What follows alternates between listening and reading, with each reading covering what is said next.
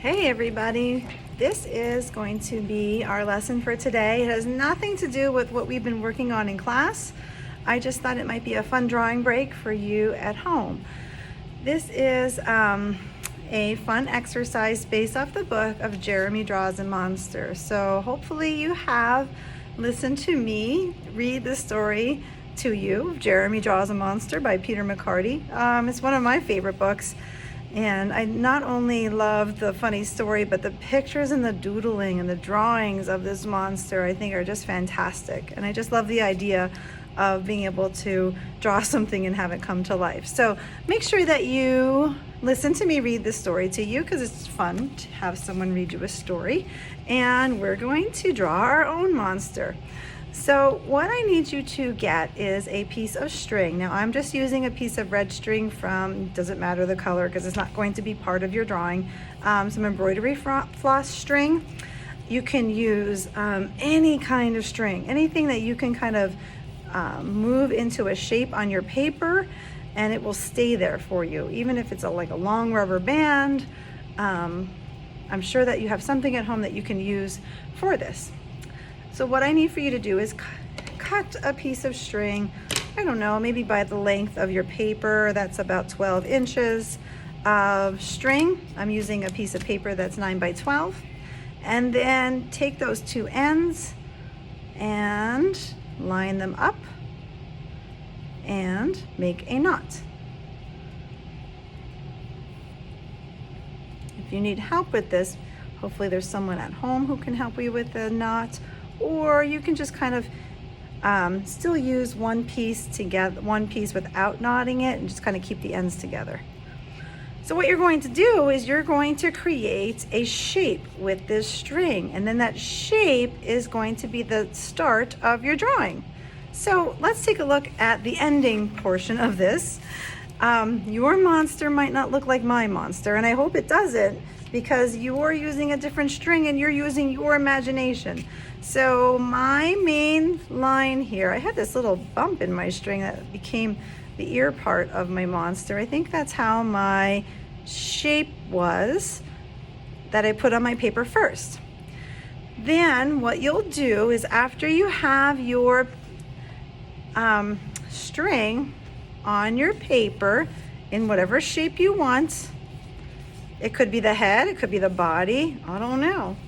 That's up to you. Play around with your string.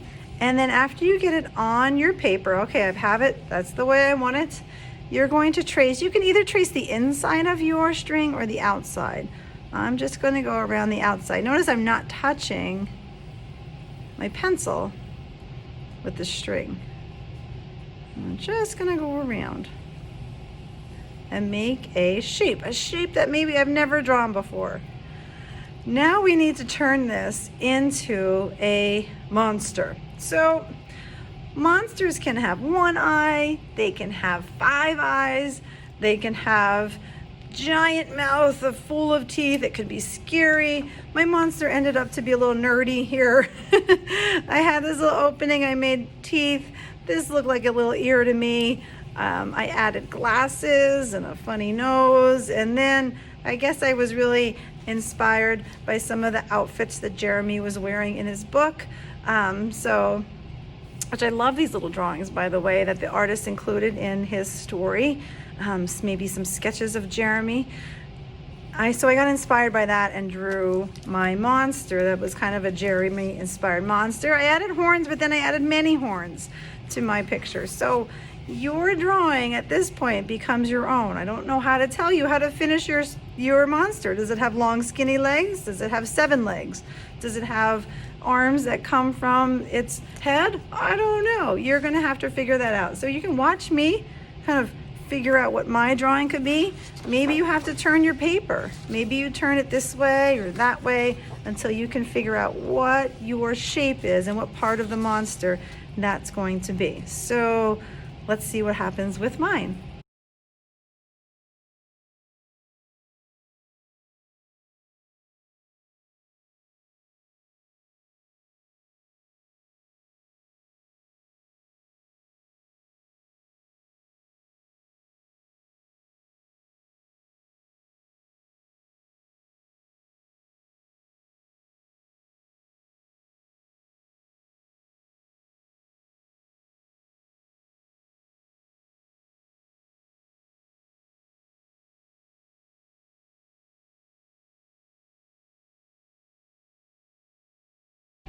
All right, friends. So that's what my monster turned out looking like. I did pause at some places to kind of think about what I wanted to do. And while that really did look like a nose, and I almost turned that into a nose, I thought that would be too obvious. So I put both eyeballs over on one side, and he's kind of laughing. It's a funny little monster. And I didn't really know what I wanted to do with feet, so why not make my monster have a wheel for a leg? So again, have fun with your monster. You can certainly trace your monster with something else to make it pop out of the page. You can just leave it like this. You can draw as many as you want. You can color it. You can cut it out. You can make a whole family of monsters just by taking a string, placing it on your paper, and seeing what shape it starts with, and then taking that shape and turning it into another drawing. Have fun with your monsters. I can't wait to see all your crazy creations.